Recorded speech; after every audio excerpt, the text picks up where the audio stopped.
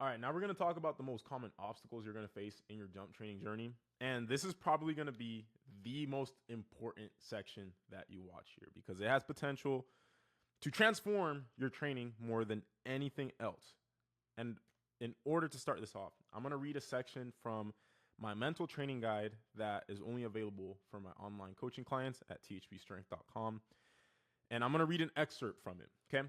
There are indisputable truths when it comes to your jump training journey. These are things that are going to be true no matter who you are, and you have to accept. First one, training is going to be physically and mentally difficult. Two, you'll have periods of low motivation. I define motivation as how bad you want to do something.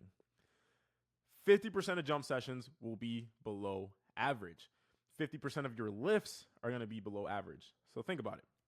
If you have 10 sessions, just by the law of numbers, half of them need to be below the average, all right? You will get hurt. This is an indisputable truth. I don't care who you are. We're all human. You're going to get hurt. Even people who don't do sports, they're not going to get hurt. We are pushing the limits of human performance, and something eventually is going to break down, all right? You will lose vertical. If you can dunk, one day you're never going to be able to dunk ever again. There will be athletes who are better than you. There will be athletes that make faster and or more progress than you. There will be athletes that don't get injured as often as you. Your genetics could be more ideal. It doesn't matter who you are. You could have better genetics. You will be sad, frustrated, anxious, stressed, overwhelmed, and every other negative feeling in the book. External factors in your life are going to get in the way of training. So no matter who you are, what athlete you are, in any sport, NBA, NFL, MLB, a pro dunker, or if you're just a weekend warrior, or you play in your rec league, or you're only trying to dunk, you're going to go through every one of those obstacles. So how do we make progress despite this? You have to make this pact with yourself. I will show up every single day, regardless of any life circumstance. This includes emergencies, fatigue, injuries, breakups, family deaths, etc. You have to show up every single day. As soon as you let yourself slack and take a day off, it's over. You have to maintain the habit. And the golden rule, never miss more than 2 days in a row. Number 2, I will never stop. This is not a game I can win. The objective is to keep playing the game. So life has different kinds of games, right? There's games that have defined things that you win and lose.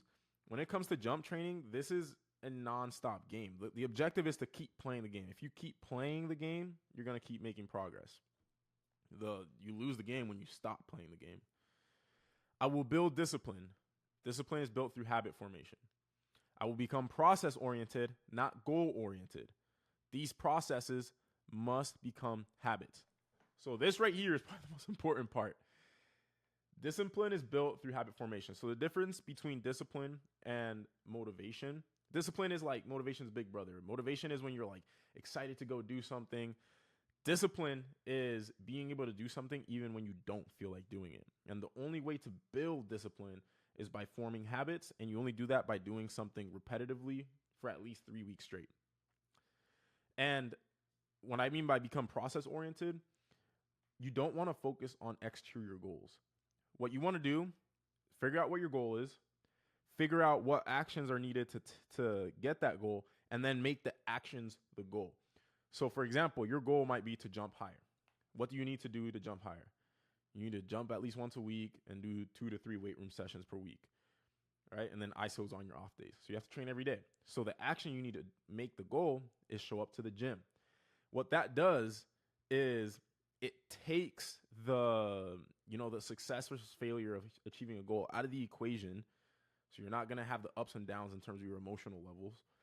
And by making the action the goal, that's easy, right? You just show up. The action is showing up.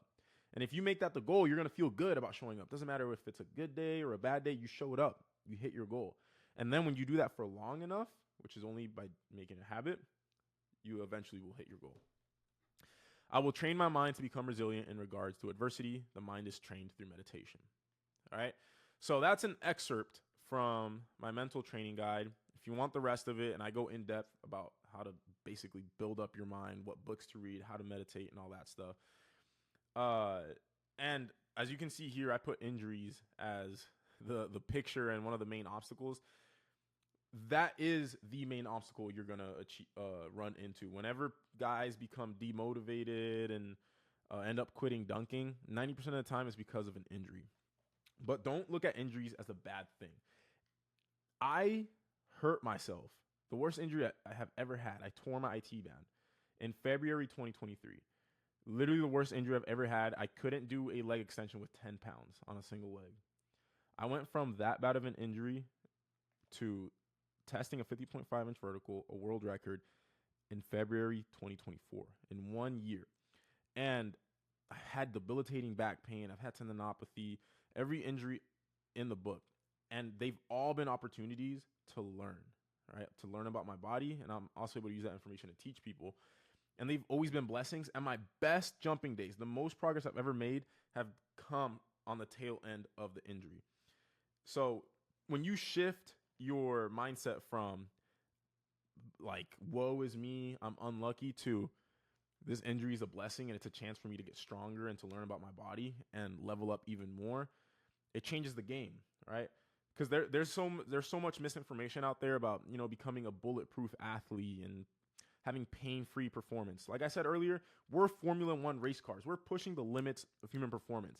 And how adaptation works, the most adaptation comes right before injury. So in a sense, our job as an athlete, that if you're trying to maximize your potential, you have to ride the coattails of injury. You have to get as close as possible without crossing the line. And inevitably, when you ride that line, you will mess up, right? We're human. Sometimes you're going to overjump when you weren't supposed to. And they're lessons. So having said that, dumb people don't learn from their mistakes. Smart people learn from their own mistakes. Wise people learn from others' mistakes. So learn from my mistakes, right? You can still minimize injuries. I'm not saying jump and train until you get hurt. If an injury pops up, learn from it, but learn from my mistakes, right? Watch the videos. And a benefit of signing up for THP is you get accountability. So you can ask, you know, what is the right thing to do? How many jumps should I take? I'm feeling this level of pain. Should I jump tomorrow? Should I do drops instead? Should I do a slow strength lift? Should I push weight, right? Is it time to push? Should I go back down to drops? What intensity should I do my jumps at? Those are all benefits that you're going to see if you sign up for our coaching. All right. The next two obstacles, and these are the ones that are uncontrollable. And I'm going to play this video. Athletes that we have trained that are older athletes. Philip's actually one of our coaches right now. And he dunked for the first time when he was 40 after not having dunked since he was, I believe, like 18 or 19. But this is Brian McNamara. He dunked for the first time in his mid-40s.